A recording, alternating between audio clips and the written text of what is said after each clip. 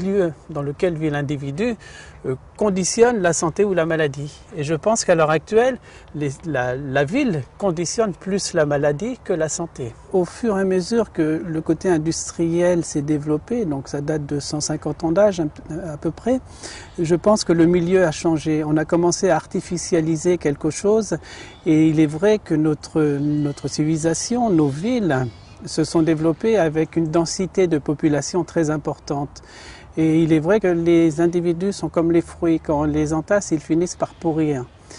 Et je pense que notre civilisation en est là. Or, il faudrait revenir un petit peu à la nature, comme le disait le docteur George Orwell dans les années 40. Il prétendait qu'avec les grosses civilisations, on verrait la dégénérescence humaine apparaître.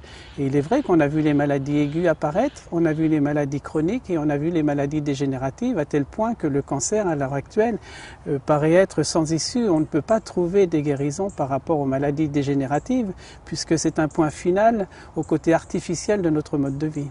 Toute espèce qui vit dans son milieu n'a pas peur du lendemain. C'est la civilisation artificielle qui fait que petit à petit on a peur de manquer, de travail, on a peur de manquer d'alimentation, etc., etc. parce que nous sommes dans une civilisation artificielle. Et je pense qu'en ville, il y a énormément de pollution électrique. Or, on connaît à l'heure actuelle les méfaits de ces pollutions électriques.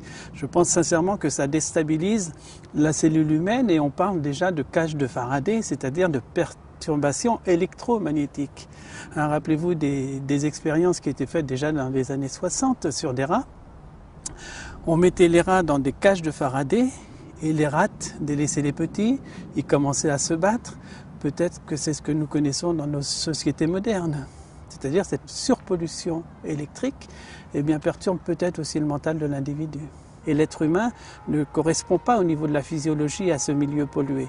Donc il est impératif d'emmener nos enfants à la campagne qui permettra d'améliorer l'auto-guérison, qui va augmenter le potentiel énergétique. Je pense que ce potentiel, on ne le trouve qu'à la campagne. À vivre dans les villes, on perd la vie. Malheureusement, l'argent se trouve dans les villes.